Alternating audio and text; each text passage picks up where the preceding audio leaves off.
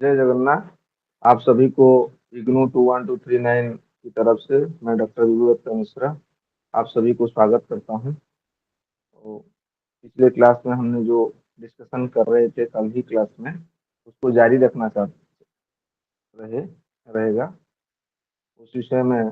जैसे कल भी मैं पूछ रहा था आप लोगों को, तो आज भी प्रश्न का सिलसिला जारी है। आप लोग उसका उत्तर दीजिए, फिर आगे हम देखेंगे जो अ, वाक्य किसे कहते हैं। वाक्य का साहित्य दर्पण के अनुसार वाक्य का क्या लक्षण है? बोलिए आप में से कोई। कल भी डिस्कशन हुआ था इस विषय में।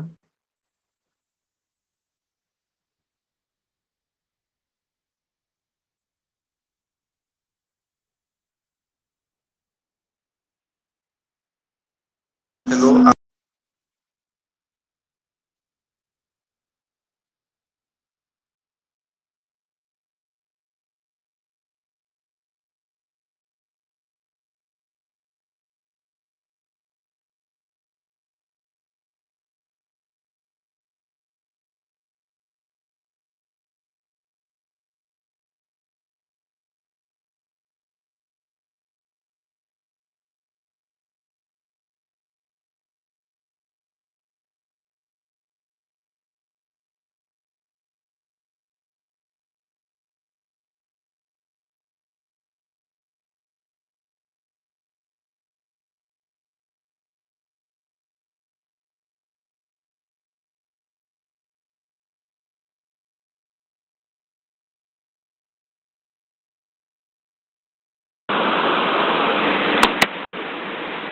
हेलो। आप सभी को मेरी आवाज सुनाई दे रही है? हेलो। जी सर, सुनाई दे रहा है। हेलो।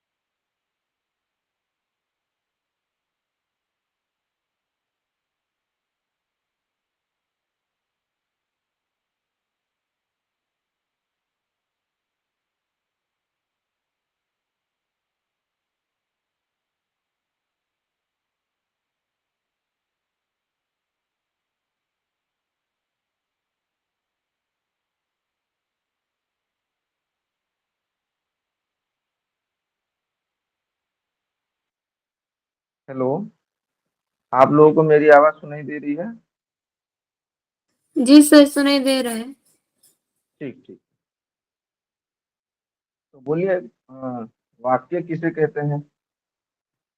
किसी दर्शन। सर, जी सर, एक वाक्य में आकांक्षा, योग्यता, आसक्ति तीनों सम्मिलित रूप से रहता है तो उसको हम लोग वाक्य बोलते हैं। वाक्यों में जब आकांक्षा योग्यता आसक्ति रहे तब उसको वाक्य कहेंगे, या पद की समूह में जब आकांक्षा। पद समूह को। हाँ, तो आकांक्षा का अर्थ क्या है? मैं आकांक्षा किसे कहते हैं? आकांक्षा शब्द उसमें जब आकांक्षा योग्यता आसक्ति आ गया तो आकांक्षा क्या है, योग्यता क्या है और आसक्ति क्या है? बोलिए दर्शनी जी।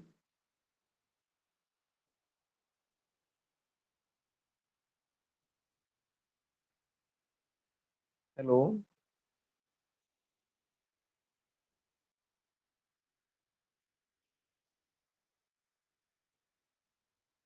और कोई अनम्यूट होकर बोलना चाहते हैं?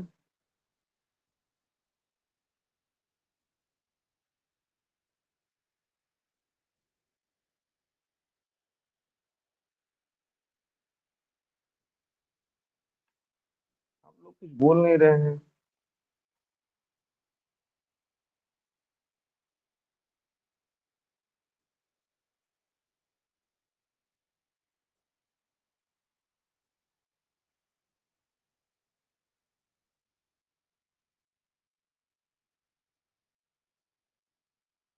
ठीक है, तो आप लोग डिस्कशन में भाग लेना नहीं चाहते हैं तो काउंसलिंग जैसी चल रही थी उसी हिसाब से जो कोर्स जितना बाकी था तो हम समझा देते हैं। हाँ हेलो, सुनाई नहीं दे रहा है। Hello hello.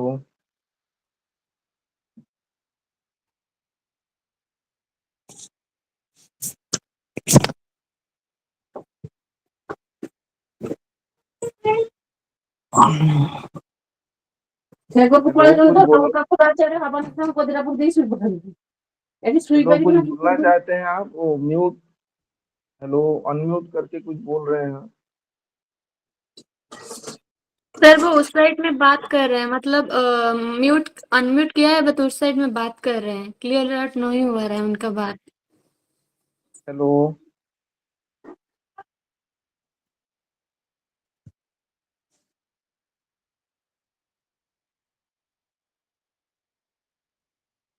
ठीक है, तो हम आगे देखते हैं।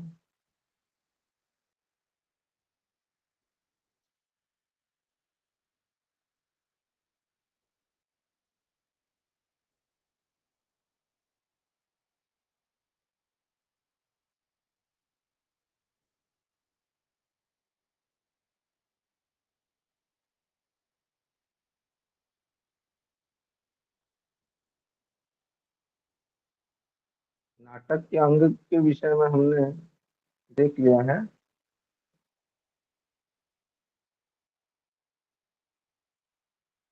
आज जो है अर्थोक्षेप अर्थोपक्षेपक के ऊपर हम लोग देखेंगे उसमें क्या है।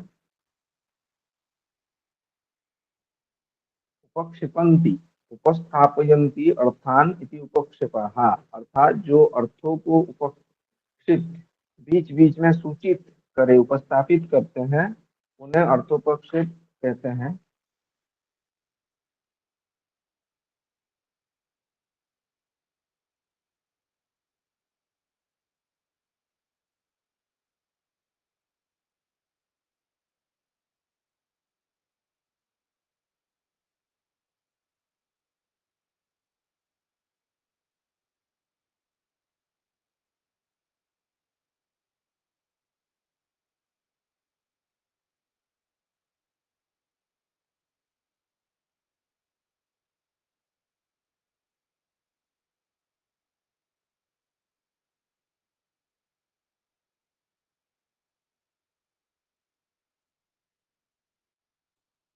तो अर्थोपेक्षक जो होते हैं, अर्थोपक्षेप, इसका प्रयोजन क्या है? इसके साहित्य दर्पणकार विश्वनाथ कहते हैं कि अंकेषु अदर्शनीया या वक्तव्य एव च सम्मता या च स्यात् वर्षपर्यन्तं तथा दिनद्वयादिया अन्या च विस्तरा सूच्या सार्थोपक्षेपकैर्बुधेहि।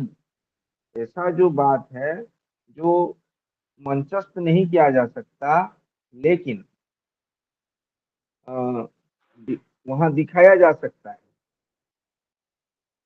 मंचस्थ किया नहीं जाता, लेकिन अ, स्टेज में उसे दिखाया नहीं जा रहा है, लेकिन सूचना देना है। जैसे कि सिनेमा में हमने देखा है, उसमें कुछ कहानी है 3 साल बाद, ऐसा लिख के देता है। तो 3 साल में क्या हुआ है वो दिखा नहीं रहा है, 3 साल बाद ऐसा दिखाता है। तो उसी तरह का कुछ विषय है जो दिखाना नहीं है, लेकिन बोलना है, सूचना देना है। उसी प्रकार को वो अर्थोपक्षेप कहते हैं। वो किस तरह दिया जाए नाटक में। लोग सिनेमा देख रहे हैं, फिल्म देख रहे हैं, सीन में आया लिखा हुआ है, पढ़ ली चीजें, लेकिन नाटक में कैसे? अंकेषु अदर्शनीय कथा, युद्धादि कथा, युद्ध इत्यादि विषय को स्टेज में नहीं दिखाया जाता। जो फाइटिंग सीन वगैरह आप लोग दिखा रहे हैं, युद्ध, रक्ताक्त विभत्स जो दृश्य आजकल सिनेमा में, वो नाटक थिएटर में नहीं चलते, नाटक में नहीं होता है। वर्षात ऊर्ध्वम, 1 वर्ष से ज्यादा ऊर्ध्व वाली जो घटना होगी उसको वहां नहीं दिखाया जाएगा। तं हि मुनिना अंकच्छेदे कार्यं मासकृतं वर्षसञ्चितं वापि तत्सर्वं कर्तव्यं वर्षा ऊर्ध्वं न तु कदाचित्। एवं च चतुर्दशवर्षव्यापिनी अपि रामवनवासे ये ये विराधवधादयः कथांसास्ते ते वर्षवर्षावयवा दीनयुग्मादीनाम् एकतमम् एतेन सूचनीया च विरुद्धा। जो कथा अंक में दिखाने योग्य तो नहीं है किंतु बतानी आवश्यक है, अथवा 2 दिन से लेकर वर्ष पर्यंत जो घटना है उसको अतिरिक्त कोई अन्य कथा जो अति विस्तृत हो उसको भी अर्थोपक्षेप के द्वारा सूचित करना चाहिए। और यह नाट्याचार्य भी कहते हैं, वह वृत्त जो 1 मास में घटित हुआ हो अथवा 1 वर्ष में संपन्न हुआ हो, अंकच्छेद अथवा विस्कंभक आदि अर्थोपक्ष प्रकारों में से किसी एक के द्वारा वर्णित किया जा सकता है, किंतु 1 वर्ष से अधिक समय में घटी घटना का उपनिबंध कदापि नहीं होना चाहिए। और वस्तुतः इसीलिए राम विषयक रूपक प्रबंधों में राम के 14 साल के वनवास काल में घटित विरोध वध आदि आदि कथांशों को 1 वर्ष के भीतर अथवा 1 दिन या 2 दिन में घटित रूप से अर्थोपक्ष द्वारा उपनिबद्ध किया गया है, जिससे नाट्य शास्त्रों की मर्यादा की भी पूर्ण रक्षा हुई है। जो कार्य दिन के अवसान में संपाद्य है, संपन्न करने योग्य है, दिन में न हो सकता हो तो उसी भी अंकच्छेद के करके सूचित करना चाहिए। तो इसका अर्थोपक्ष कह रहे हैं, अर्थोपक्षेप 5 प्रकार के होते हैं। एक तो है विस्तंभक, 2 है प्रवेशक, तीसरा चुलिका, चतुर्थ जो है अंकावतार और 5वां है अंकमुख। इनका क्रमशः लक्षण सर और एक बार बोलेंगे हाँ क्या? एक्चुअली सुनाई नहीं दिया, मैं लिख रही हूँ तो थोड़ा और एक बार बोल दीजिए। हाँ, कौन सा मतलब जो 5 प्रकार के हैं? जी जी सर, 5 प्रकार। हाँ हाँ, पहला वाला है विस्तंभक,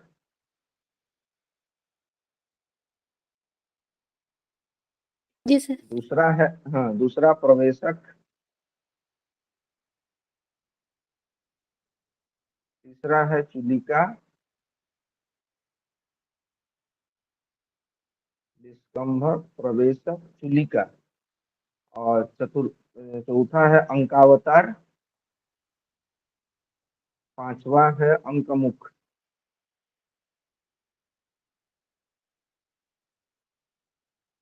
थैंक यू ठीक सर। है। हाँ, तो विस्तंभक क्या है, अभी विस्तंभक के विषय में देखते हैं।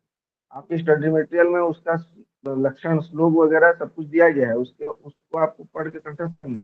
क्योंकि जब आंसर शीट में आप लोग लिखेंगे, व्याख्या तो हिंदी में करिएगा, ठीक है, लेकिन उसका कोटेशन तो संस्कृत श्लोक को देना पड़ेगा।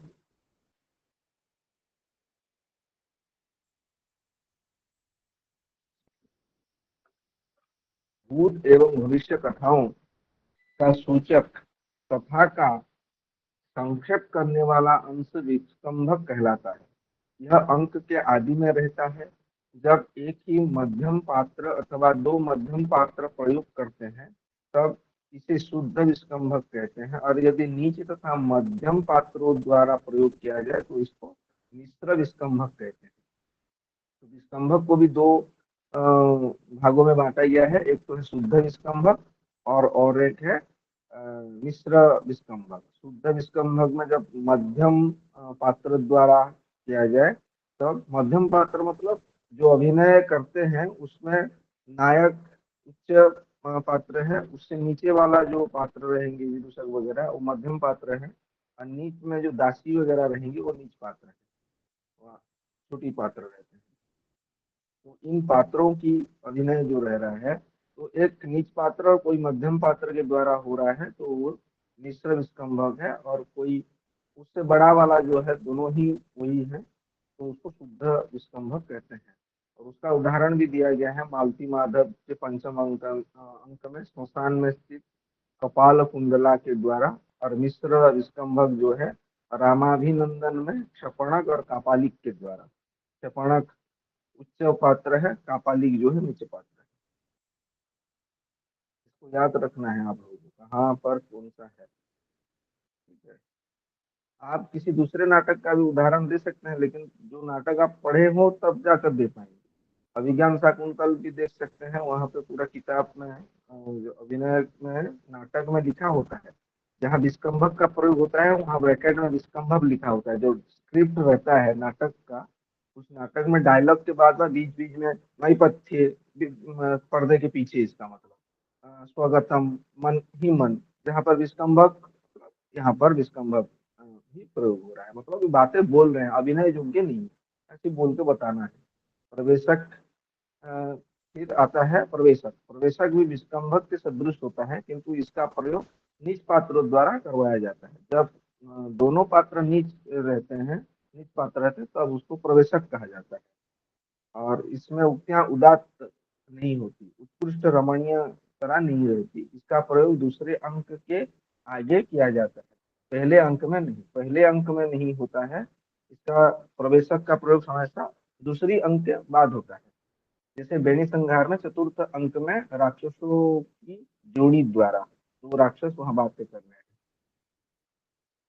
फिर आता है चुलिका। चुलिका क्या है? जवनिका के भीतर, जवनिका मतलब पर्दे, पर्दे के भीतर स्थित पात्रों के द्वारा की हुई वस्तु की सूचना को चुलिका कहते हैं। जैसे महावीर चरितम नाटक के चतुर्थ अंक में, और जो नेपथ्य से अरे वैमानिक गण रंगमंगल कार्य प्रारंभ किए जाए आदि, यहाँ नैपथ्यवर्ती पात्र यह सूचना दे रहे हैं कि राम ने परशुराम को जीत लिया है। नैपथ्य से कोई बोल रहे तब उसे चुलिका कहते हैं, नैपथ्य से। फिर अंकावतार। पूर्व अंक के अंत में उसी के पात्रों द्वारा सूचित किया गया जो अगला अंक अवतीर्ण होता है। जो अंक चल रहा है, अंतिम सीन में, अंतिम दृश्य में जो पात्र वहां अभिनय कर रहे हैं, उसी समय अगले अंक में होने वाली घटना की सूचना उन्हीं पात्रों के द्वारा जब दिया जाए तब उसे अंकावतार कहते हैं। जैसे अभिज्ञान शाकुंतल में है, पंचम अंक के अंत में उसके पात्रों द्वारा सूचित किया हुआ षष्ठ अंक का पूर्व से अभिव्यक्त उसका अंक जैसा ही अवतीर्ण हुआ है। पंचम अंक के अंतिम भाग जो है, उस षष्ठ अंक में होने वाली घटना को ही सूचित करता है शुरुआत में। फिर आता है अंकमुख।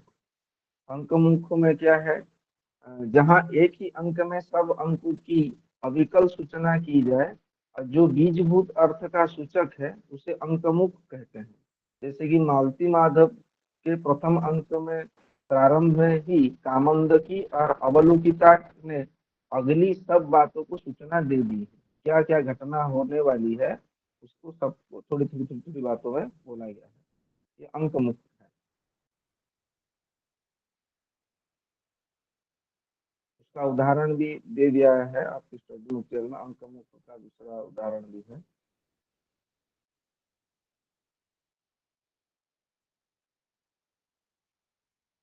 महावीर चरित्र का द्वितीय अंक वाला उदाहरण आपके स्टडी मटेरियल में दिया गया है। यह है अर्थोपक्षेप, 5 प्रकार के। फिर आता है अर्थ प्रकृति। अर्थ प्रकृति भी 5 अर्थ प्रकृतियां रहता है। क्या क्या है? 5 अर्थ प्रकृति लिख लीजिए जो नोट कर रहे हैं। बीज, बिंदु, बीज, बिंदु, पताका, प्रकरी और कार्य। ये 5 अर्थ की प्रकृतियां होती है। अर्थ मतलब प्रयोजन, प्रयोजन की प्रकृतियां। प्रकृति जो है साधन उपाय, अर्थ प्रकृति, अर्थ मतलब प्रयोजन, और प्रयोजन की सिद्धि के लिए जो साधन उपाय है उसे प्रकृति कहते हैं। अर्थ प्रकृति, प्रयोजन, साधन, उपाय। अर्थ प्रकृति अर्थात प्रयोजन की सिद्धि के लिए उपाय रूप हेतु अथवा साधन। यहाँ प्रकृति शब्द हेतु अथवा साधन के अर्थ में प्रयुक्त हुआ है, अर्थात नाट्य रूपी प्रयोजन की सिद्धि में जो साधन अथवा हेतु बनते हैं उसे अर्थ प्रकृति कहते हैं। इन अर्थ प्रकृतियों को समझकर विधि पूर्वक प्रयोग करना चाहिए। पहले समझना है, उसके बाद नाटक में कहाँ पर प्रयोग करना है उसको देखना है। तो पहले आता है बीज। अल्पमात्रं समुद्दिष्टं बहुधा यत् विसरपति फलस्य प्रथमो हेतु बीजम तत् अभिधीयते। क्या है इसका? जिसका पहले अल्पमात्र कथन किया जाए, थोड़ा ही कहा जाए, और उसका विसर्पण बाद में विस्तार हो, तो उसको बीज कहते हैं। इसका पहले अल्पमात्र कथन करके उसका विस्तार करके होता है, उसी को बीज नामक अर्थ प्रकृति कहा जाता है।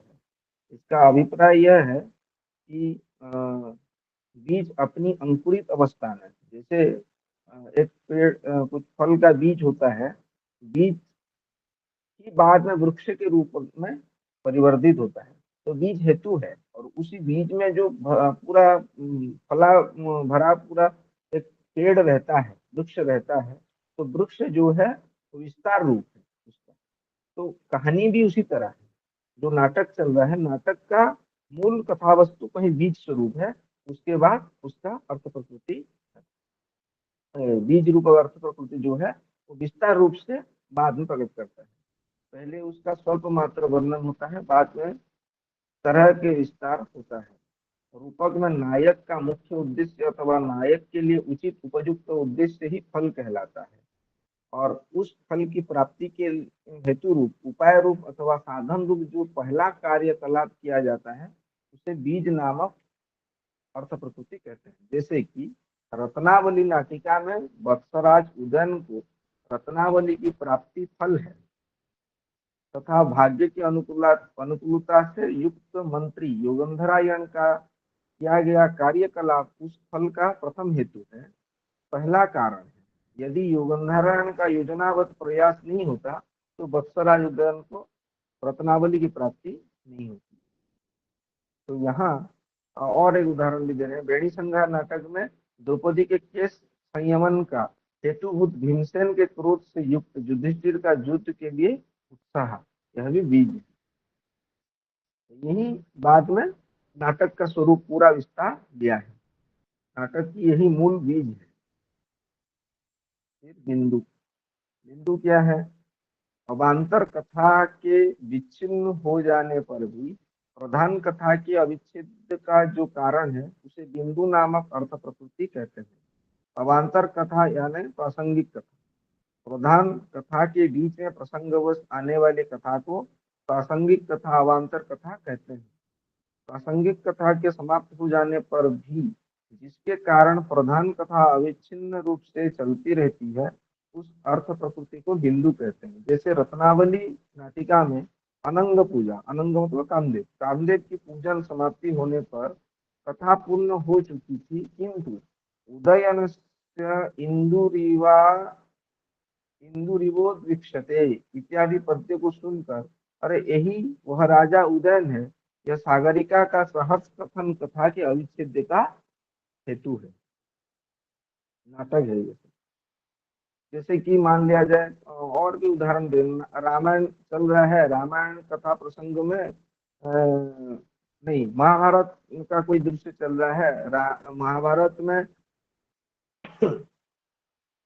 बहुत सारे जगह पर रामायण की भी कथाएं आई हुई है। राम के समय में क्या हुआ था, रामायण कथा भी महाभारत में सुनाई जा रही है। कोई गल्प के आधार में कोई ऋषि हो, कोई और कोई पात्र किसी को सुना रहा है, तो वहाँ बहुत सारे कहानियां आई उपदेश की छल प्रसंग में। तो वहां पर उपदेश खत्म होते ही दूसरा वाला कोई सुनने वाला पकड़े, तो उसके आगे क्या हुआ था, यार चलो अभी आगे चलना है, ऐसा कुछ बोल रहे हैं। तो ये सारी जो बातें हैं वो बिंदु कहानी को आगे ले जा रही है, नहीं तो वहीं खत्म हो जाएगा। फिर आता है पताका। पताका जो है,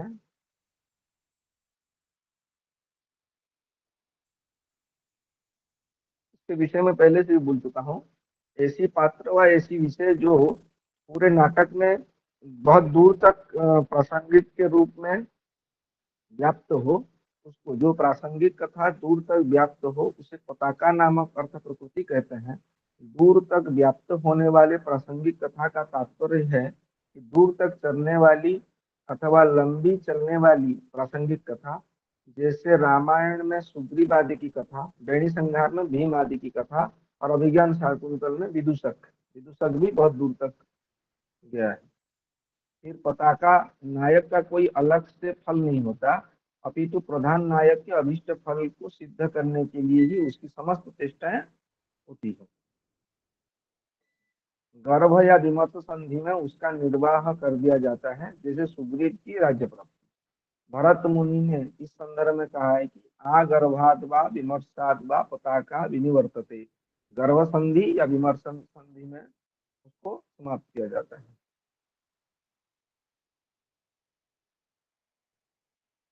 और प्रकरी जो है उसमें क्या है, प्रसंगवत उपस्थित तथा एकदेश स्थित।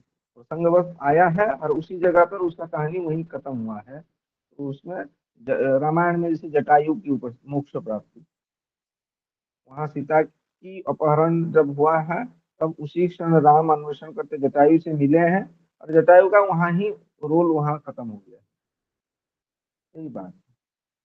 वहाँ सबरी प्रकरण भी वैसे ही है, वहां मिले वहीं ही खत्म हो रहा है। तो वो भी प्रकरण के अंतर्गत ही आता है। फिर आता है कार्य,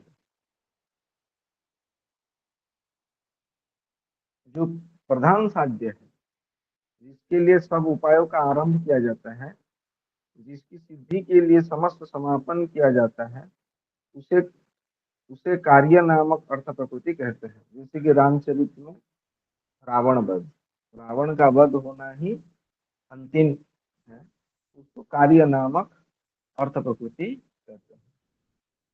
तो 5 ये अर्थ प्रकृतियां हैं। इसमें आपको नाम, लक्षण और उदाहरण, अर्थोपक्ष में भी नाम, लक्षण, उदाहरण, अर्थ प्रकृतियां में भी नाम, लक्षण, उदाहरण, इतना याद रख के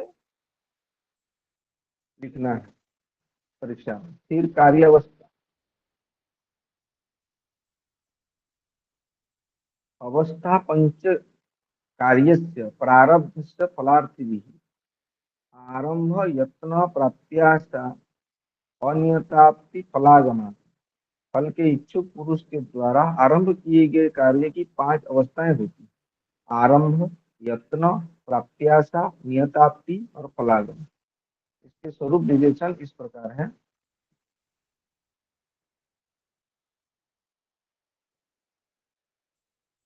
मुख्य फल की सिद्धि के लिए जो उत्सुक रहते हैं उसको आरंभ नामक, कुछ काम करने से पहले मन में जो उत्सुकता रहती है उसको आरंभ नामक अवस्था कहा गया है।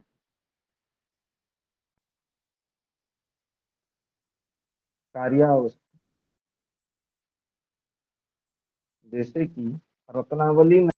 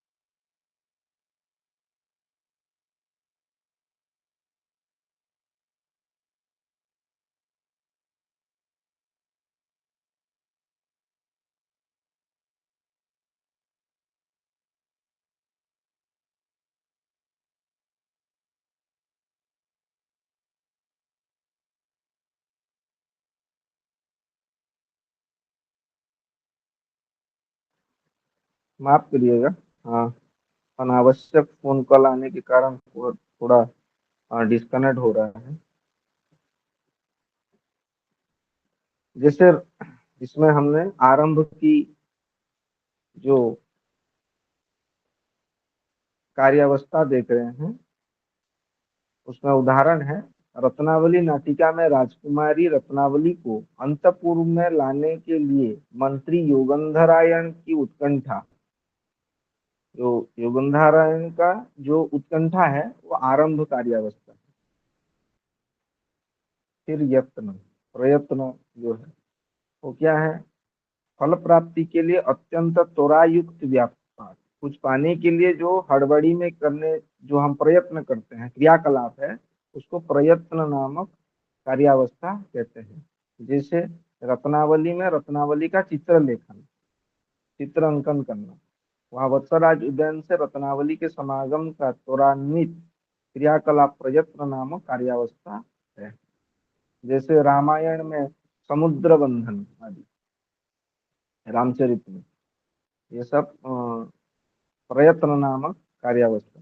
फिर आता है प्राप्ति आशा, जहाँ प्राप्ति की आशा उपाय तथा अपाय की आशंका से घिरे हो किंतु प्राप्ति की संभावना हो, उस कार्यावस्था को प्राप्ति आशा कहते हैं। कुछ पाने के लिए जहाँ हमारी आशा रहती हो और उपाय भी हो, उसके बाद जो अपाय, विघ्न रहता है, जो ऑब्स्टकल रहते हैं, उसकी घिरे होने पर भी, जहाँ हमें वस्तु प्राप्ति की संचार हो, आशा संचार है, वहां पर प्राप्त्याशा नामक कार्यावस्था रहती है। जैसे कि रत्नावली नाटिका के तृतीय अंक में देश परिवर्तन अर्थात अभिसरण आदि तो संगम के उपाय है, किंतु वासवदत्ता रूपी उपाय प्रतिबंधक की अपाय, जो प्रतिबंधक है वासवदत्ता रूपी, की आशंका भी बनी है। अतः समागम रूप फल की भी प्राप्ति अनिश्चित होने से प्राप्ति आशा है। ये उदाहरण है। फिर नियताप्ति, अपाय के दूर हो जाने से जो फल की प्राप्ति सुनिश्चित हो जाए तो उसके नियताप्ति कहते हैं। जैसे रत्नावली नाटिका में बत्सराज उदयन का देवी वासवदत्ता से प्रसादन के लिए तत्पर होना, क्योंकि वासवदत्ता का रोष अपाय है, वासवदत्ता का रोष दूर होने पर ही उदयन और रत्नावली का समागम सुनिश्चित हो सकता था। इसीलिए यहाँ उदयन का देवी वासवदत्ता को प्रसन्न करने के लिए तत्पर होने से उक्त समागम रूप फल की निश्चित प्राप्ति सूचित होती है। यह अवस्था नियताप्ति है।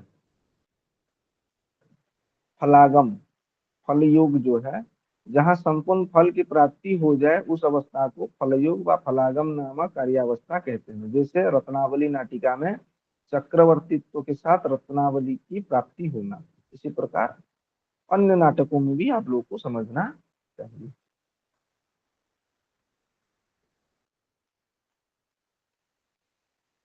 तो और 5 अर्थक्षेपक, 5 अर्थ प्रकृति और 5 कार्यावस्था, ये 5 5 का आपको नाम, लक्षण और उदाहरण कहीं पर एक नोट बना दीजिए। ये नाम है, ये लक्षण है, उदाहरण यह है, तो आप लोगों को याद रखने में सुविधा होगी। नहीं तो इसे पूरा याद रखना परीक्षा में लिखने के लिए कष्टदायी है।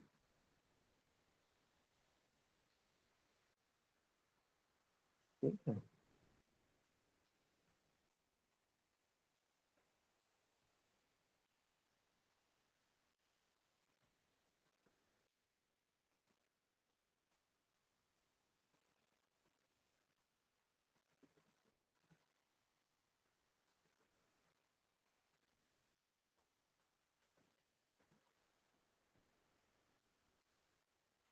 फिर आपको नेक्स्ट आता है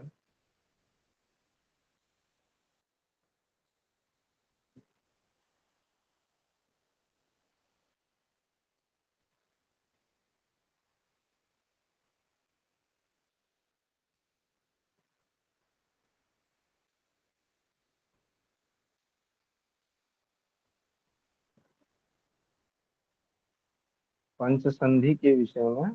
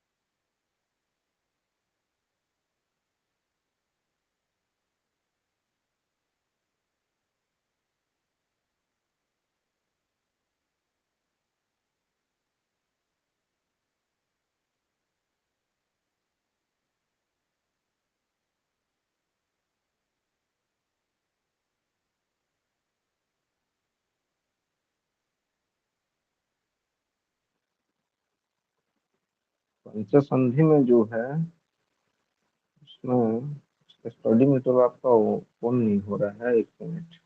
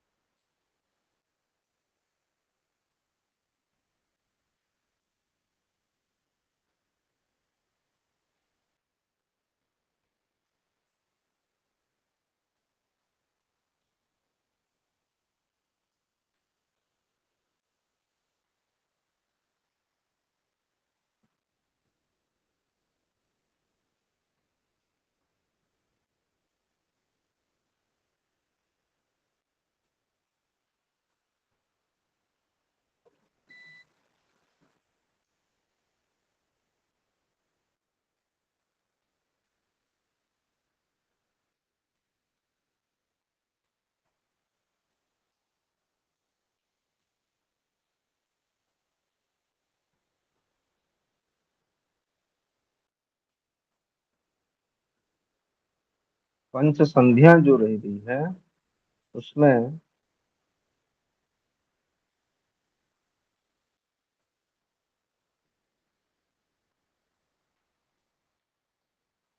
5 अर्थ प्रकृति और 5 अवस्था जो है कार्यावस्था, उसको योग से क्रमशः 5 संधि बनती है। इन्हीं 5 अवस्थाओं के संबंध से इतिवृत्त तथा वस्तु के 5 विभाग हो जाते हैं। और इस प्रकार यथासंख्य 5 संधियों बनती है। उन विभागों का नाम संधि नहीं है, अपितु उन्हें आंतरिक रूप से जोड़ने वाले संबंध का नाम संधि है। जैसे कि संधि का स्वरूप इस प्रकार बताया गया है, जैसे लक्षण बोला गया है, अंतर एकार्थ संबंध संधि एक अन्वय सती, अर्थात एक प्रयोजन को से अन्वित होने वाले कथाओं के अवान्तर संबंध को संधि कहते हैं। ठीक है, यह संधि का लक्षण है। वैसे तो व्याकरण में हम परसन्निकट संहिता करके संधि का पढ़ते हैं, लेकिन यहाँ पर संधि क्या है? अंतः एकार्थ संबंध संधि एकान्वये सती, किसी एक प्रयोजन से अन्वित होने वाले कथांशों के अवान्तर संबंध को संधि कहते हैं। ये 5 प्रकार के हैं, जैसे मुख, प्रतिमुख, गर्भ, विमर्श और उपसंहृति या निवर्हन। निवर्हन संधि अंतिम है, उपसंहृति भी उसका नाम है। मुख संधि, प्रतिमुख संधि, गर्भ संधि, विमर्श संधि और उपसंहृति संधि या निर्वहन संधि। आरंभ कार्यावस्था तथा बीज अर्थ प्रकृति से युक्त इतिवृत्त भाग को मुख नामक संधि कहते हैं। ये नोट बना लीजिए। आरंभ कार्यावस्था और बीज अर्थ प्रकृति इज इक्वल टू मुख्य संधि।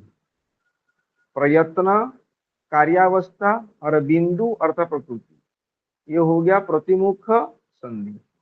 प्रात्याशा कार्यावस्था और सर पताका अर्थ। हाँ, सर प्रतिमुख संधि और एक बार बोलिए। प्रतिमुख संधि जो है उसमें है कार्यावस्था, प्रयत्न कार्यावस्था और बिंदु अर्थ प्रकृति। प्रयत्न प्लस बिंदु इज इक्वल टू प्रतिमुख, ऐसा बनाइए, जल्दी जल्दी होगा। जी फिर सर। प्रयत्न हो गया। फिर आता है प्रात्याशा प्लस पताका। प्रात्याशा जो है वो कार्यावस्था है और पताका जो है वो अर्थ प्रकृति है। प्रात्याशा प्लस पताका इज इक्वल टू इसमें होगा गर्भ, गर्भ संधि। और नियताप्ति प्लस प्रकरी, ये दो मिलकर हो जाएंगे विमर्श नामक संधि। नियताप्ति कार्यावस्था है और प्रकरी अर्थ प्रकृति है। फिर आता है फलागम कार्यावस्था और कार्य अर्थ प्रकृति। ये होगा निवर्हन संधि या उपसंहृति संधि।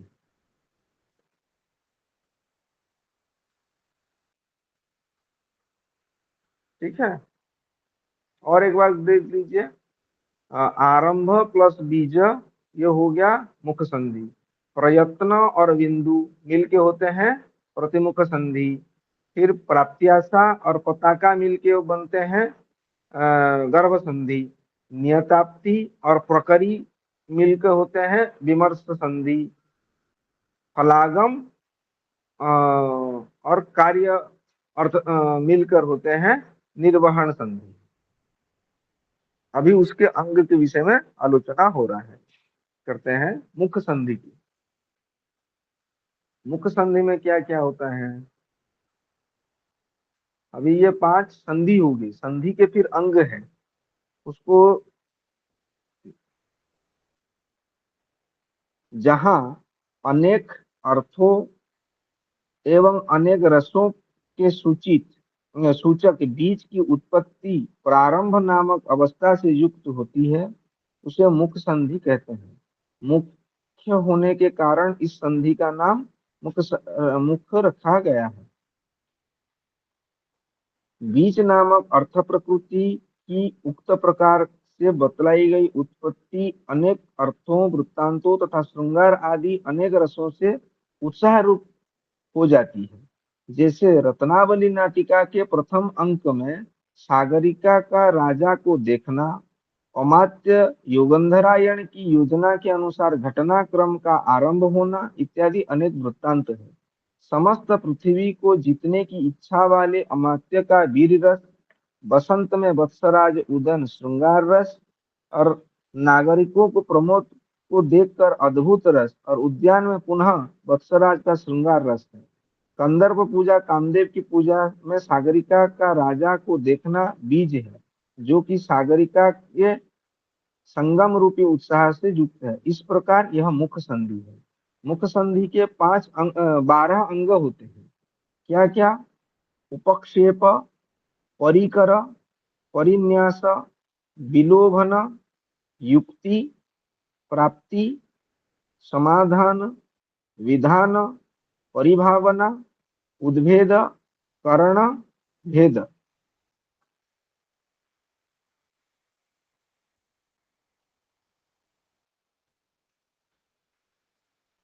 फिर उपक्षेप का लक्षण है काव्यार्थ संबंधित इतिवृत्त के उद्भावन को उपक्षेप कहते हैं, अर्थात इतिहास रूप काव्य के वर्णनीय अर्थ का संक्षेप से निर्देश करना उपक्षेप कहलाता है। जैसे कि बेणी संहार ने भीमसेन की उक्ति लाक्षागृह में आग, विशेला भोजन, द्वितीय क्रीड़ार्थक सभा प्रवेश के द्वारा हमारे धन एवं प्राणों पर प्रहार करके तथा हम पांडवों की वधू द्रौपदी के वस्त्र और केशों को खींच कर क्या वे धृतराष्ट्र के पुत्र मेरे जीवित रहते हुए स्वस्थ रहेंगे? कदापि नहीं। मतलब यहाँ पर जो लाक्षागृह में आग लगना, विषय भोजन देना, द्वितीय क्रीड़ा, ये सब इतिहास में घटित हो चुका है। ये सारी बातों को बोल रहे हैं, भीम बोल रहे हैं वहां पर। ये सारी बातें क्या है? उपक्षेपक के अंतर आते हैं। तो इस पद्योक्ति में भीम ने पिछली घटना के साथ भविष्य एवं प्रस्तुत दशा को भी सूचित किया है। मतलब आगे क्या, पहले क्या हुआ है और अभी हम क्या करने वाले हैं, इस विषय को वह सूचित करते हैं। इसको उपक्षेप संधि, जो मुख संधि का उपक्षेप अंग है। फिर आता है परिकर। उत्पन्न अर्थ की बहुलता को परिकर कहते हैं। बेणी संघ नाटक में समझाने बुझाने का प्रयत्न करने वाले सहदेव के प्रति भीमसेन की उक्ति जो है, प्रवृद्धम यद्वैरम मम खलु शिशोरिव कुरुभि न तत्रार्यो हेतुर्न भवति किरीटी न च युवाम जरासंधस्य उरोस्थलमिव विरूढ़ पुनरपि वृथा भीम संधिं विघटयति यम घटयत। बचपन से ही कौरवों के साथ मेरा वैर बढ़ता चला गया। इसमें न तो युधिष्ठिर भ्राता कारण है, न ही अर्जुन, न ही तुम दोनों नकुल सहदेव कारण है। जरासंध के वक्षस्थल की भांति फिर से पनपती इस संधि को यह भीम क्रोध से तोड़ता है। आप लोग को संधि करनी है तो भले ही करो। आप उनके साथ कोई संधि करना चाहते हैं, समझौता करना चाहते हैं, आप कर लीजिए, लेकिन मैं जरासंध को जैसे ये किया था, तोड़ दिया था, चीर के फेंक दिया था, मैं इस संधि को भी उसी प्रकार ना समझता हूँ। मैं नहीं मानूंगा, समझौता नहीं करूंगा बोल रहे हैं। यह उदाहरण है परिकर का। फिर आता है परिन्यास। उत्पन्न अर्थ की सिद्धि को परिन्यास कहते हैं। जैसे वेणी संहार नाटक में भीमसेन की उक्ति, हे देवी द्रौपदी, यह भीम अपनी फड़कती हुई भुजाओं से घुमाई जाई हुई भीषण गदा के प्रहार से दुर्योधन की जंघाओं को रोंद कर निकाले गए प्रगाढ़ रक्त से निश्चल हाथों को रंगता हुआ तुम्हारे केस कलाप को संवारेगा। यह उनका, इसके आप हिंदी में भी लिख सकते हैं, या तो आप जो संस्कृत श्लोक है उसका भी उदाहरण दे सकते हैं। वेणी संहार का, चंचद भुज भ्रमित चंडा गदाभिघात संचूर्णितोर युगलश्च सुयोधनस्य स्थानाबंध घन शोणित शोणिपाणिरुतं संससति कचांस्तव देवी भीमः बोल रहे हैं। फिर इतिहास रूप कार्य के वर्णन जो है उसको आप उपक्षेप कहलाता है, और उसी के विस्तार को परिकर कहते हैं।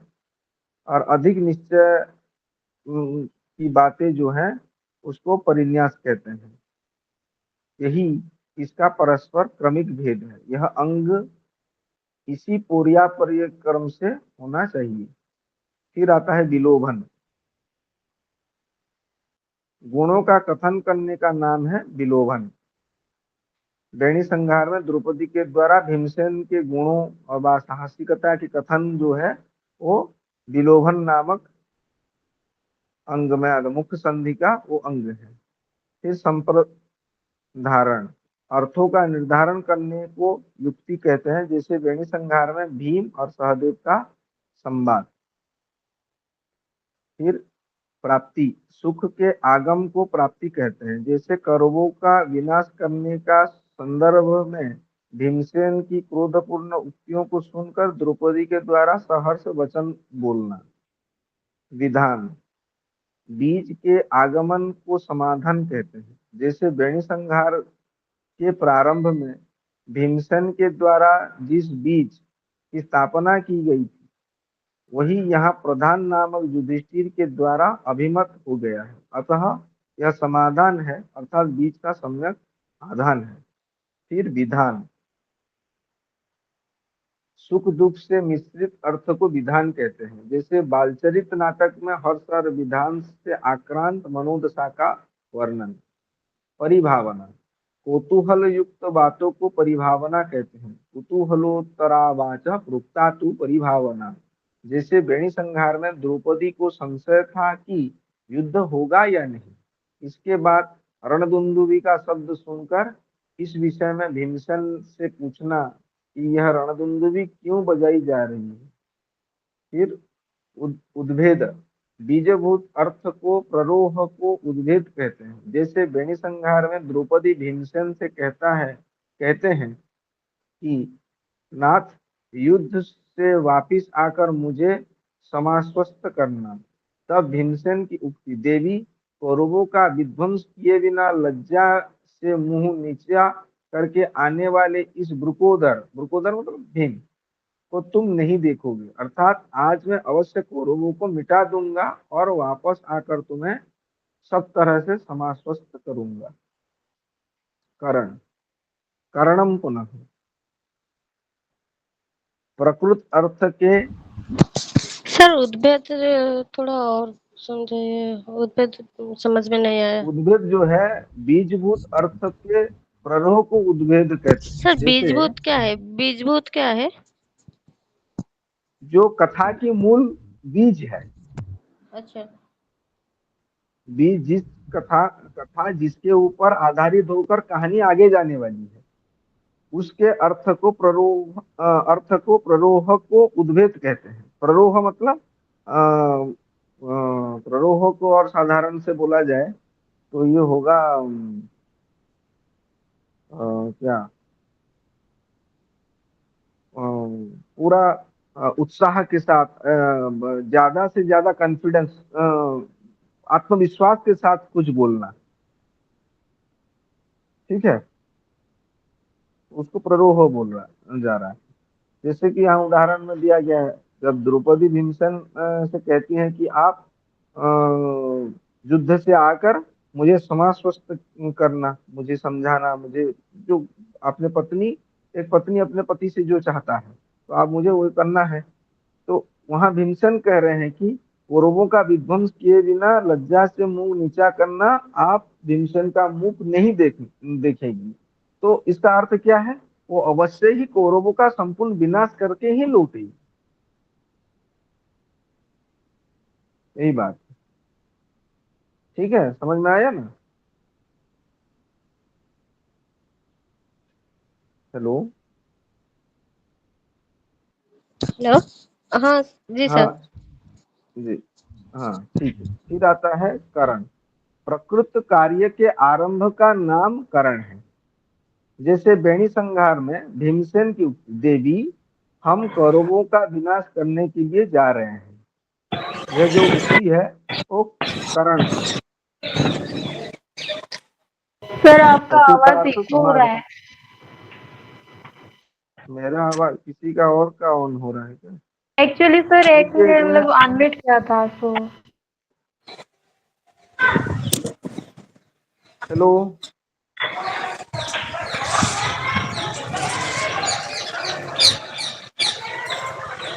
गेमिंग गरीब ऐसा कुछ नाम आ रहा है, आप अपना माइक्रोफोन म्यूट कर लें।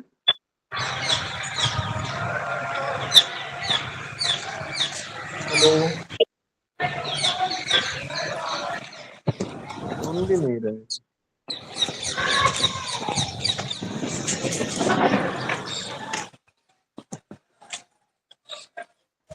जो भी अनम्यूट किया हुआ है ना तो प्लीज म्यूट कर दो, हम लोग सुन नहीं पा रहे हैं। हाँ किए हैं।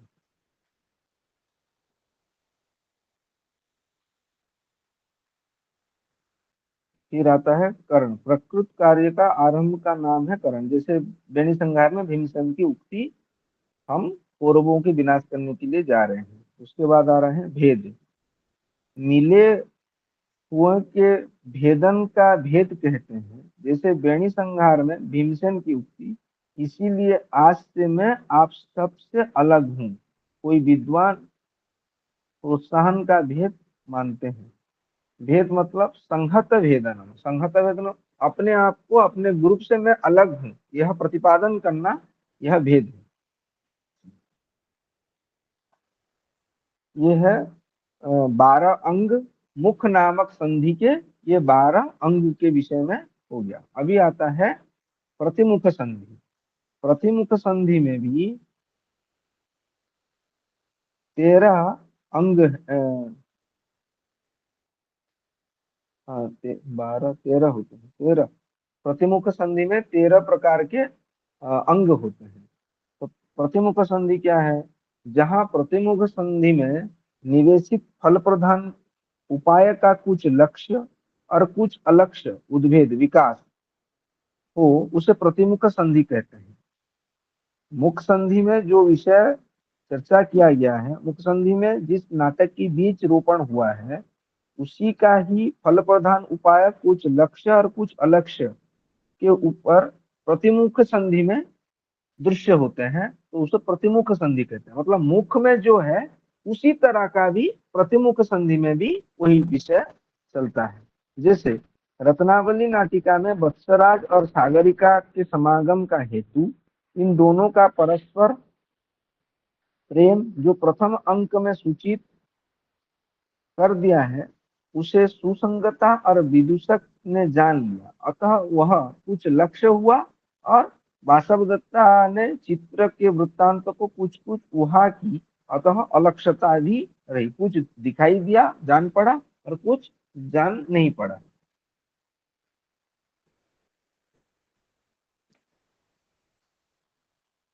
उसके बाद प्रतिमुख संधि के अंग के विषय में है।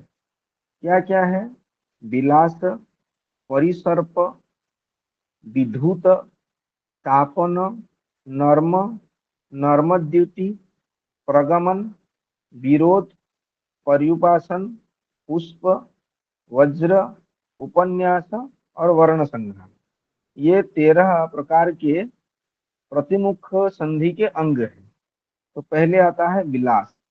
रति नामक भाव के हेतुभूत जो भोग अर्थात विषय रूप है, स्त्री अथवा पुरुष के लिए समीहा अभिलाषा को विलास कहते हैं।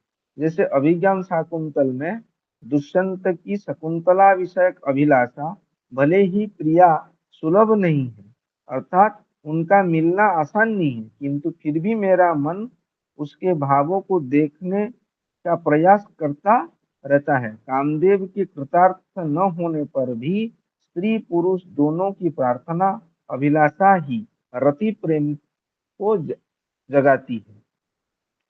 मन ही मन कुछ सोचना, यह है विलास नामक प्रतिमुख संधि का अंग। फिर आता है परिसर्प। इष्ट वस्तु को खोने पर अथवा वियुक्त होने पर उसका अन्वेषण करने को परिसर्प कहते हैं। जैसे अभिज्ञान शाकुंतल में तपोवन में दुष्यंत का शकुंतल को ढूंढना।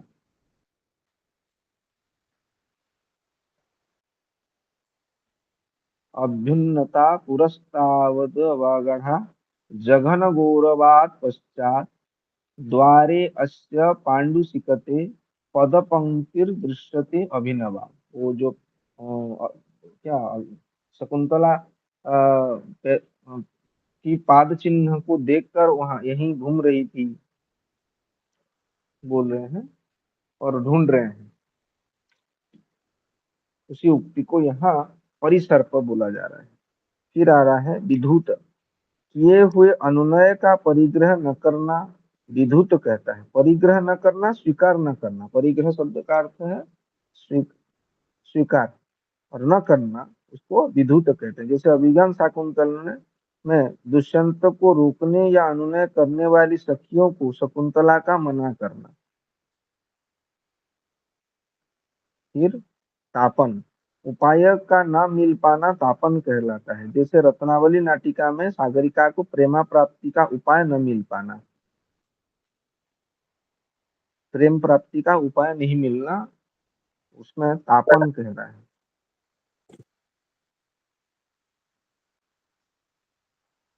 परिहास वचो नर्म।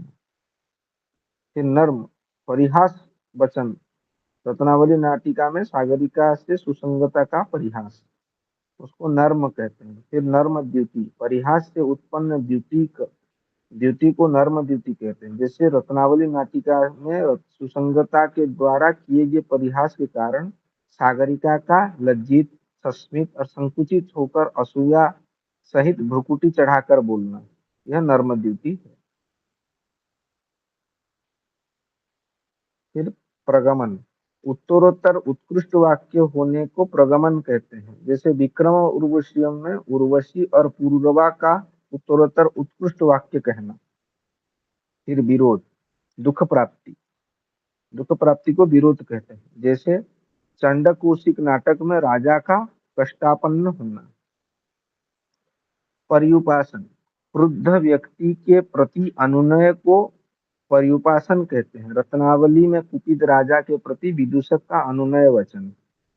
फिर पुष्प, विशेष अनुराग आदि उत्पन्न करने वाले वचन को पुष्प कहते हैं। जैसे रत्नावली नाटिका में राजा के द्वारा रत्नावली की प्रशंसा में कहे गए प्रणय वचन। पुष्पम विशेष वचनम मतम। वज्र, प्रत्यक्ष निष्ठुरम वज्रम, प्रत्यक्ष निष्ठुर वचन को वज्र कहते हैं। रत्नावली नाटिका में राजा से सुसंगता का संवाद। फिर उपन्यास, प्रयत्न करने का, प्रसन्न करने को उपन्यास कहते हैं। जैसे रत्नावली नाटिका में अपनी प्रिय सखी सागरिका को प्रसन्न करने के लिए सुसंगता का राजा से निवेदन करना। फिर वर्ण संहार, अंतिम जो है, ब्राह्मण क्षत्रिय आदि चारों वर्णों के समागम को वर्ण संहार कहते हैं। जैसे महावीर चरित्र के तीसरे अंक में परशुराम के आने पर ऋषियों की सभा, वीर युधाचित तथा मंत्रियों सहित राजा जनक का वर्णन।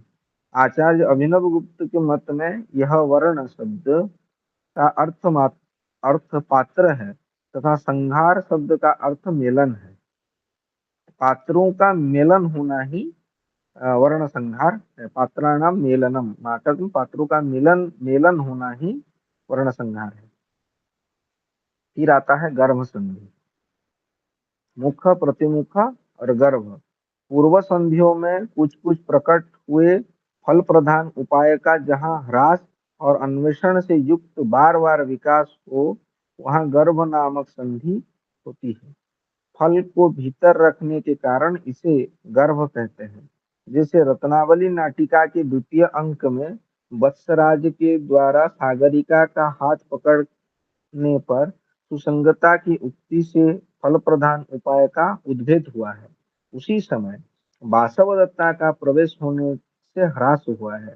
तृतीय अंक में राजा की उक्ति से उसका अन्वेषण सूचित हुआ है। इस पर विदूषक की उक्ति से फिर से उद्भेद होता है। वासवदत्ता फिर भी जान गई, अतः ह्रास हुआ है। सागरिका के संकेत स्थान पर जाने से अन्वेषण और लतापास बनाने से उसी अनुराग का उद्भेद हुआ है। इस प्रकार यह गर्भ संधि है। गर्भ संधि के भी 13 अंग होते हैं। जैसे अभूताहरण, मार्ग, रूप, उदाहरण, क्रम, संग्रह, अनुमान, प्रार्थना, क्षिति, त्रोटक, अधिबल, उद्वेग और विद्रव। कपट युक्त वचन को अभूताहरण कहते हैं। जैसे वेणी संहार में अश्वत्थामा अंक में अश्वत्थामा नामक हाथी के मरने पर युधिष्ठिर का कपट वचन, अश्वत्थामा हतो हतः, अश्वत्थामा मारा गया। लेकिन अश्वत्थामा हस्ती मरा है ऐसा नहीं बोलते। नरेवा गुंजरे अश्वत्थामा हतः, नरेवा गुंजरे। ये महाभारत में भी यह प्रसंग आया हुआ है। जब द्रोणाचार्य युधिष्ठिर को सबसे सच कहने वाला समझ कर वो पूछ रहे हैं, और इधर युधिष्ठिर जो है वो झूठ बोलने पर भी नाराज है, तो कृष्ण ने बताया है कि आप झूठ मत बोलिए, सच ही बोलिए। आप इतना ही बोलिए कि नरेवा गुंजरे अश्वत्थामा हतः, मनुष्य या हाथी में कोई एक मरा है, ऐसा बोलिए। तो ठीक है बोल के जब उसी वाक्य को बोल रहे हैं, नरे अश्वत्थामा हतः, नरेवा गुंजरे अश्वत्थामा हतः, यह वाक्य बोलने पर द्रोणाचार्य को नरे अश्वत्थामा हतः इतना ही सुनाई दिया है। गुंजरे जब बोल रहे हैं उसी समय में भगवान श्री कृष्ण शंखनाद कर दिए हैं, जिसके कारण गुंजरे जो शब्द है वो सुनाई नहीं दे रहा है द्रोणाचार्य को। तो युधिष्ठिर तो झूठ नहीं बोलते हैं बोल सोचकर अस्त्र त्याग करके वो ध्यान मग्न हो गए हैं कि वास्तविक अश्वत्थामा क्या मृत है या जीवित है जानने के लिए। और जब ध्यानस्थ बैठते हैं तभी उनका हत्या कर दिया जाता है, उनका वध कर दिया जाता है, या जो भी।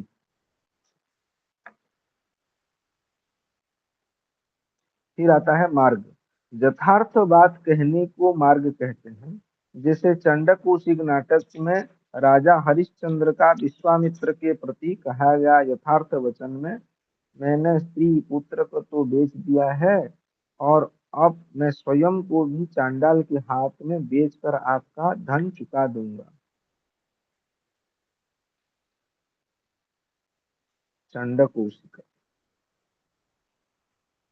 कौशिक कुशिक गोत्र से उत्पन्न होने पर कौशिक है, और कौशिक विश्वामित्र का ही अन्य नाम है।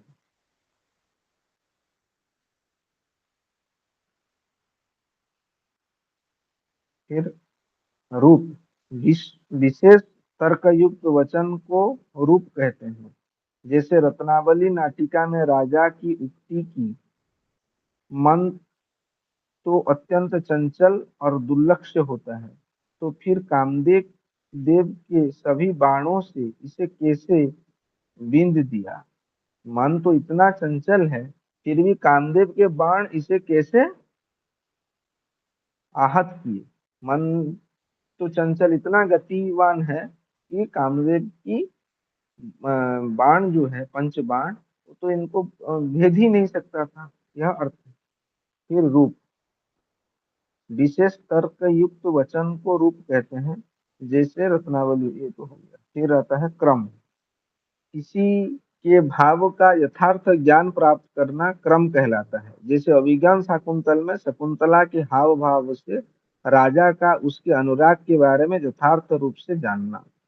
फिर संग्रह, साम और दान से उत्पन्न अर्थ को संग्रह कहते हैं। जैसे रत्नावली में प्रशंसा करते हुए राजा का विदूषक को पारितोषिक देना, इनाम देना। अनुमान, किसी हेतु से अथवा चिन्ह विशेष से कुछ वह कर लेना अनुमान कहलाता है। जैसे जानकी राघव नाटक में लव और कुश की चाल ढाल तथा पराक्रम को देखकर राम का उनके सूर्यवंशी होने का अनुमान लगाना। प्रार्थना, रति हर्ष और उत्सवों के लिए अभ्यर्थना का प्रार्थना कहते हैं। जैसे रत्नावली नाटिका में सागरिका का प्रगाढ़ आलिंगन पाने के लिए काम संतप्त राजा के प्रणयपूर्ण प्रशंसा वचन जो है उसको प्रार्थना कहते हैं। क्षिप्ति, रहस्य के भेद को क्षिप्ति कहते हैं। उदाहरण है वेणी संहार के अश्वत्थामा अंक में द्रौपदी के केश ग्रह तथा द्रोणाचार्य के केश ग्रह का रहस्य उनके भयानक परिणामों का वर्णन से उद्घाटित किया गया। फिर त्रोटक, अधीरता पूर्ण वचन को त्रोटक कहते हैं। जैसे चंड कौशिक नाटक में कौशिक ऋषि विश्वामित्र ने अधीरता से भरे वचन। फिर अधिबल, छल से किसी का अनुसंधान करने या उसे पकड़ लेने का अभिसंधि कहते हैं। जैसे रत्नावली नाटिका में चित्रशाला में छल पूर्वक राजा और विदूषक का पकड़ा जाना। उद्वेग, राजा आदि से उत्पन्न भय को उद्वेग कहते हैं। जैसे वेणी संहार नाटक में कर्ण संहारक अर्जुन और दुशासन वक्ष विदारक भीमसेन के द्वारा पीछा किए जाने की बात से दुर्योधन के मन में जो भय जात हुआ है उसको उद्वेग कहते हैं। फिर आता है विद्रव, शंका भय और त्रास से उत्पन्न संभ्रम को विद्रव कहते हैं। जैसे कालांतक कराल मुख दशानन के देखकर बानर सेना में उत्पन्न संभ्रम। फिर आता है विमर्श संधि, विमर्श संधि के भी 13 प्रकार के अंग होते हैं। जहां मुख्य फल का उपाय गर्भ संधि की अपेक्षा अधिक उद्भिन्न हो, अर्थात साप आदि के कारण अंतराय युक्त हो, तो उसे विमर्श संधि कहते हैं। और उसका 13 अंग है: अपवाद, संकेत, अव्यवसाय, द्रव, द्युति, शक्ति, प्रसंग, खेद, प्रतिषेध, विरोधन, प्ररोचना, आदान, छादन। और दोष कथन का नाम अपवाद है। उदाहरण जो है, उदाहरण वेणी संहार नाटक में युद्ध क्षेत्र में दुशासन को ढूंढते हुए युधिष्ठिर का उसके अपराध का कथन करना। फिर संकेत, संफेट जो है, क्रोध भरे वचन को संफेट कहते हैं। वेणी संहार में भीम और दुर्योधन के परस्पर क्रोध से भरे वचन। प्रतिज्ञा और हेतु से संभूत अर्थों का व्यवसाय कहते हैं।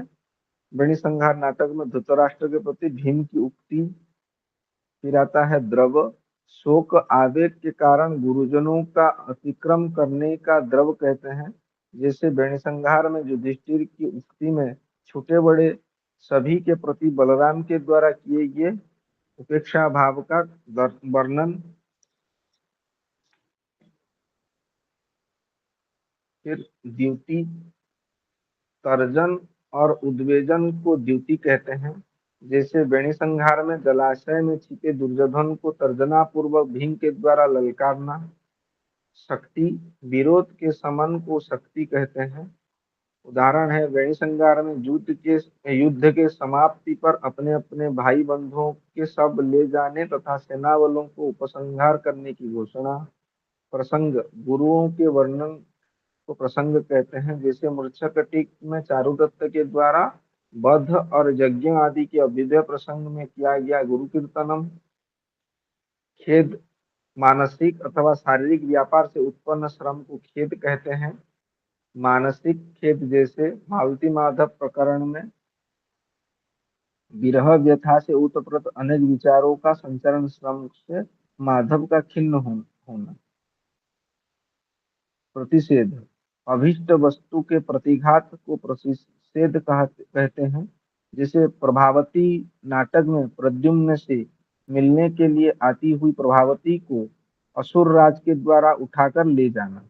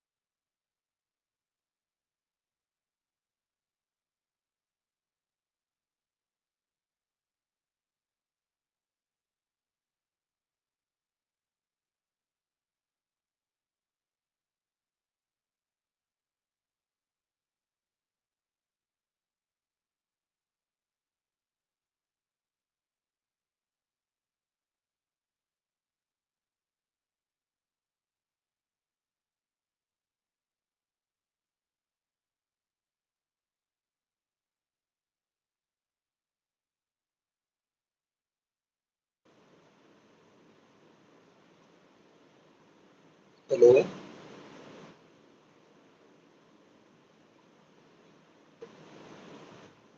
मेरी आवाज आप लोग को सुनाई दे रही है? जी सर, सुन रहे हैं।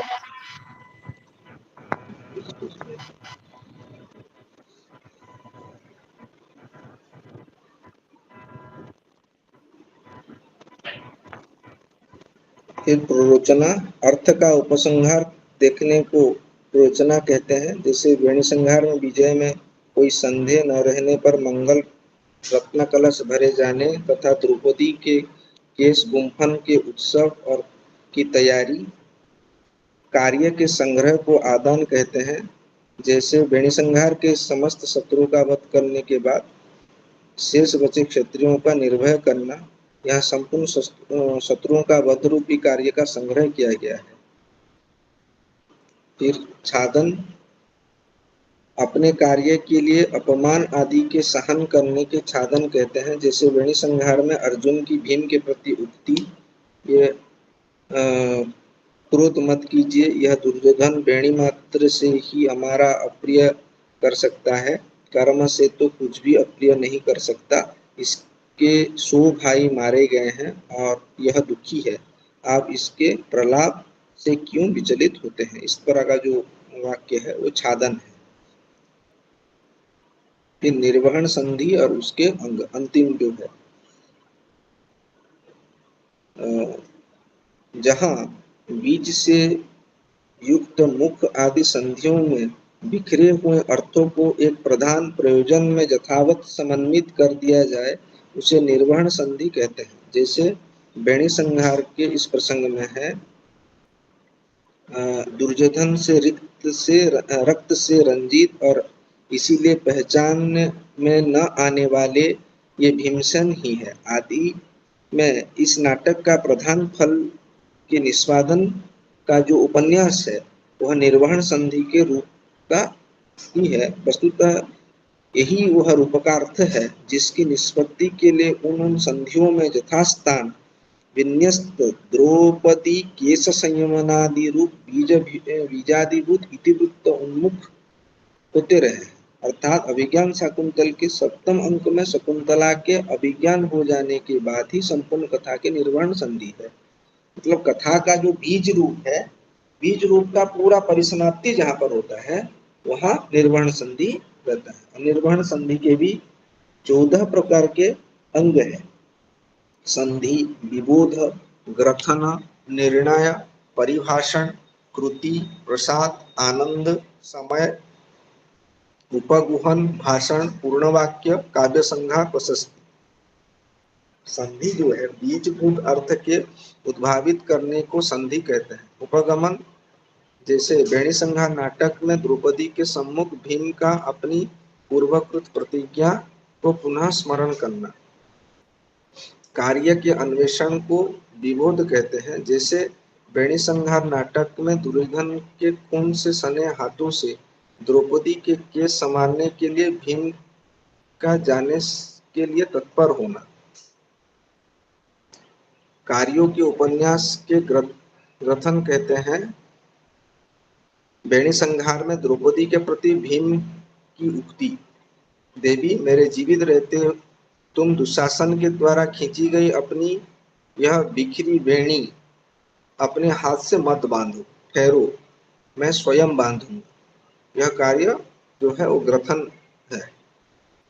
फिर निर्णय, अनुभूत अर्थ के कथन को निर्णय कहते हैं। जैसे वेणी संहार में दुर्योधन को मारना, उसके रक्त को शरीर पर मलना, समस्त पृथ्वी और लक्ष्मी महाराज युधिष्ठिर को अर्पित करना, सारे कुरुवंश को रण की अग्नि में भस्म करना तथा दुर्योधन का नाम मात्र शेष बचना इत्यादि ये भीम की अनुभूतार्थ कथन।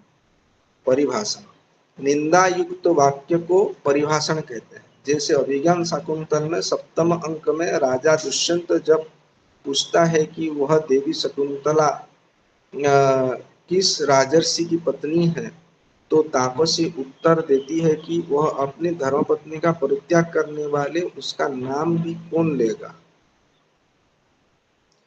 फिर कृति, प्राप्त किए हुए अर्थों से शोक आदि का शमन करने को स्तुति कहते हैं। जैसे बेणी संहार में श्री कृष्ण की उक्ति, हे भगवान व्यास और वाल्मीकि आदि ऋषि अभिषेक जल लेकर पधारे हैं। यहाँ राज्याभिषेक मंगल की प्राप्ति में स्थिरता सूचित की गई। प्रसाद, शुश्रूषा आदि को प्रसाद कहते हैं। जैसे बेणी संहार में भीम का द्रौपदी के केस संवारना।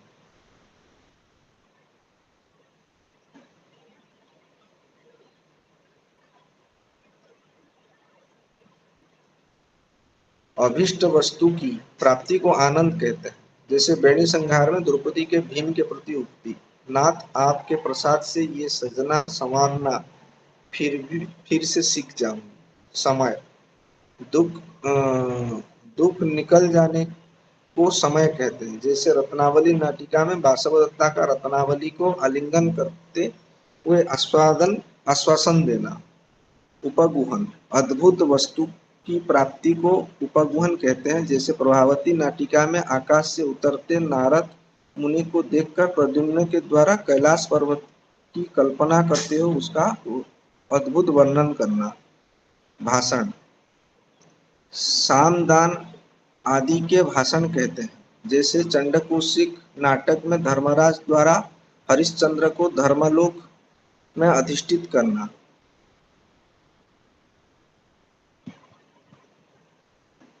पूर्व वाक्य, पूर्वोक्त अर्थ के उपदेश को पूर्व वाक्य कहते हैं। जैसे बेणी संहार में भीम का बुद्धिमती का से पूछना कि भानुमति कहाँ है, भला अब आकर वह पांडवों की पत्नी द्रौपदी के पराभव करें।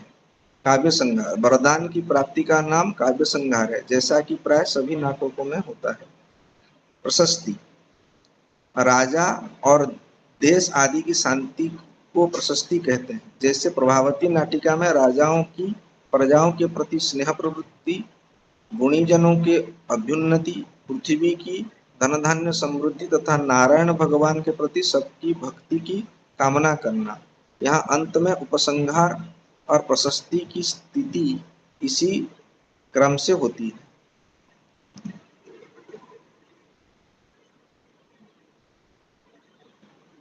इसी प्रकार से ये निवारण संधि का 14 अंग है। इतना ही इस यूनिट में है।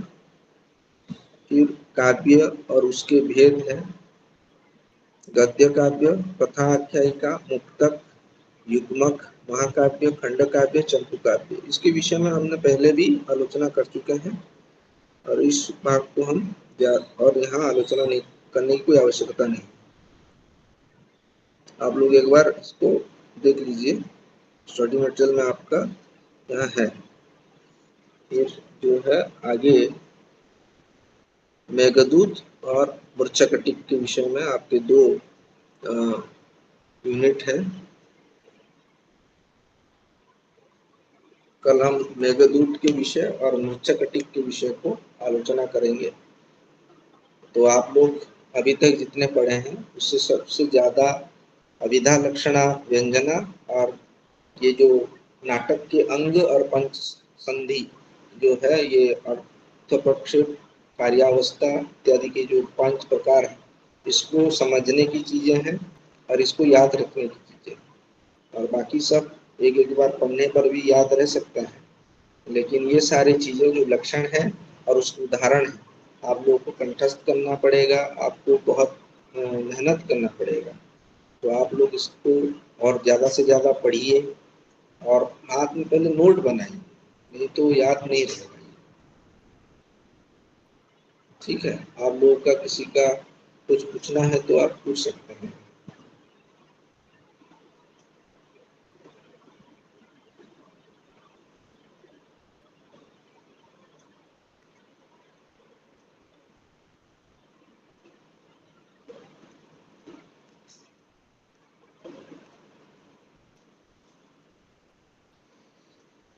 किसी का किसी प्रकार का कुछ जिज्ञासा है तो आप लोग पूछ सकते हैं।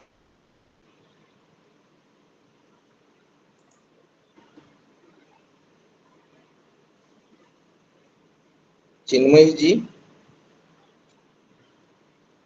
कुछ पूछना है? सर जो काव्य लक्षण है जो असित एक मिनट, आपका आवाज सुनाई नहीं दे रहा है, मैं थोड़ा रीजॉइन करता हूँ, एक मिनट।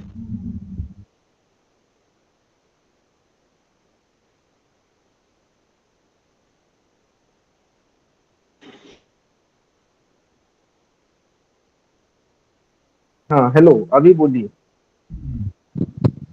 सर जो काव्य लक्षण है अस्सी टाइप का, वो उसका हाँ, एक डायग्राम दिए थे, वही एक बार फिर से समझा दीजिए। वो मतलब डायग्राम 80 सिर्फ प्रकार का समझाइए। पूरा। नहीं नहीं, बीच आ- बीच में से। आप थोड़ा उस डायग्राम को अपने मोबाइल में देखिए जो हमने डाला है। पहले लक्षणा है ऊपर। जी, काव्य लक्षण दो टाइप का है। काव्य लक्षण ये या लक्षणा के विषय में डायग्राम बोल रहे हैं? लक्षण लक्षण। लक्षणा जी, लक्षण नहीं है, वो लक्षणा है, लक्षणावृत्ति। लक्षण। ठीक है, लक्षणा का दो जी भाग में है। पहले तो रूढ़ी मूला लक्षणा और प्रयोजना मूला लक्षणा। फिर रूढ़ी मूला को दो भाग और प्रयोजना मूला को भी दो भागों में बांटा गया, तो दो भाग को दो दो करने पर चार भाग हो गया। जी। आपको हिंदी में समझने में कठिनाई हो रही तो मैं उड़िया में बोल सकता हूँ। नहीं, हिंदी में समझ सकती हूँ। तो रूढ़ी मूला को दो भाग किया गया है, उपादान मूला और एक लक्षण लक्षणा। तो रूढ़ी मूला उपादान लक्षणा, रूढ़ी मूला लक्षण लक्षणा। उसी प्रकार प्रयोजना मूला जो लक्षणा है उसी को फिर दो भागों में बांटा गया है, प्रयोजना मूला उपादान लक्षणा, प्रयोजना मूला लक्षण लक्षणा। अभी टोटल चार हो गए। अभी ये चारों को फिर दो दो भागों में बांटा गया है, सारूपा और साध्यावसाना के नाम पर। तो देख लीजिए, रूढ़ी मूला उपादान लक्षणा सारूपा, रूढ़ी मूला उपादान लक्षणा साध्यवसाना, फिर रूढ़ी मूला लक्षण लक्षण सारूपा, रूढ़ी मूला लक्षण लक्षण साध्यवसाना। फिर उसी प्रकार से प्रयोजन मूला के तरफ भी चार प्रकार होंगे। क्या है? प्रयोजन मूला उपादान लक्षण सारूपा, प्रयोजन मूला उपादान लक्षण साध्यवसाना, फिर प्रयोजन मूला लक्षण लक्षण सारूपा, प्रयोजन मूला लक्षण लक्षण साध्यवसाना। साध्यवसाना। ठीक है, फिर आता है इन सभी को फिर दो दो भागों में। अभी ये हो गए कितने? 8 हो गए। आठों को फिर आठ दो दो आठ भागों में, भाग। आठ, ये टोटल 8 को फिर दो दो भागों में बांटा गया है, शुद्धा और गौणी के नाम पर। तो क्या होगा? रूढ़ी मूला उपादान लक्षण सारूपा शुद्धा, रूढ़ी मूला उपादान लक्षण सारूपा गौणी, गौणी। रूढ़ी मूला उपादान लक्षण साध्यवसाना शुद्धा, रूढ़ी मूला उपादान लक्षण साध्यवसाना गौणी। गौणी। ठीक है, इसी क्रम में पूरा का इस पूरा। तरह प्रयोजन, हाँ प्रयोजन मूला हाँ, साध्य लक्षण प्रयोजन की सुधा तरफ भी उसी तरह गौणी। चले। ठीक है, तो ये सब होकर क्या हो गया? टोटल कितना हो गया? 8 से 16 हो गए। ठीक है, जी। अभी देखिए 16 जो हुए हैं, रूढ़ी मूला की तरफ भी 8 है और प्रयोजन मूला की तरफ भी 8 है। 8 है। ठीक है, उसके बाद क्या किया गया है? रूढ़ी मूला को उसी 8 में ही स्थगित रखा गया है, और फिर प्रयोजन मूला को जो 8 है, उस 8 को फिर दो दो भागों में बांटा गया है, गूढ़ और अगूढ़।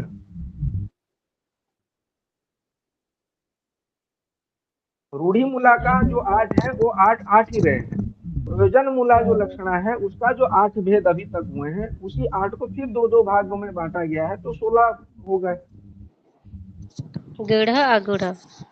गूढ़ अगूढ़ प्रत्येक, फिर हर एक गूढ़ को को गूढ़ दो और भाग में अगूढ़, भाग के। फिर गूढ़ और अगूढ़ को फिर दो भाग में करने पर 16 का डबल हो जाएगा, 32 हो गया। तो यहाँ का जो 32 है और रूढ़ी मूला का जो 8 है, अभी अभी उस सभी को, ये 32 और 8 कितना हुआ? 40। 40। अब ये 40 को फिर दो दो भागों में बांटा गया है, पदगत और वाक्यगत में। तो कितना हुआ, 40 का डबल हो जाएगा, कितना होगा, 80। 80। यही क्रम, ठीक है। ठीक है। और किसी का कुछ पूछना है? डायग्राम को हमेशा याद रखना है।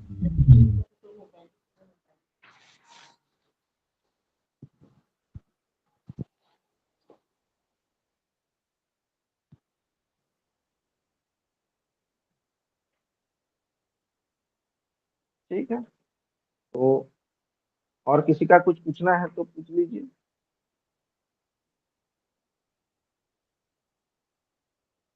कल जो क्लास रहेंगी उसमें मेघदूत और मृच्छकटिक, ये दोनों आलोचना, काउंसलिंग और डिस्कशन करेंगे। कल हमारी क्लास की अंतिम कक्षा रहेगी। सर 21-15 नहीं पढ़ाएंगे क्या, काव्य एवं उसके भेद? हाँ, वो तो पहले से पढ़ा दिया था ना, महाकाव्य, खंड काव्य, पद काव्य, ये सब तो पहले ही आलोचना हो गया। महाकाव्य के जब हम विचार कर रहे थे तभी पहले से ही पढ़ाया गया है, उसके बाद अभिधा लक्षणा व्यंजना पर आए हैं। ठीक है,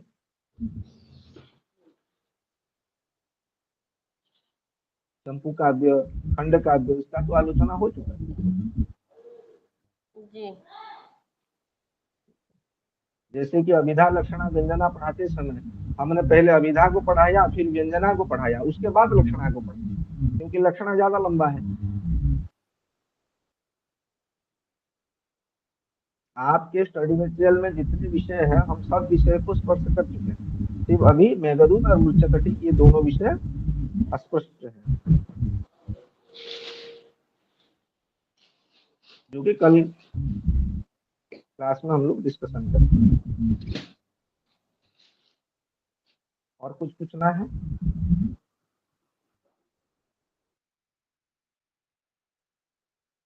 ठीक है, तो आज की कक्षा को यहीं विराम देते हैं। आप लोगों की मन में जो शंका हो या कुछ जिज्ञासा रही हो तो कल की क्लास में भी आप लोग पूछ सकते हैं। जितना पढ़ाया गया है उसको थोड़ा अच्छी तरह से आप लोग अवलोकन कीजिए। इसी के साथ आज की कक्षा को यहाँ विराम दिया जाता है। जय जगन्नाथ।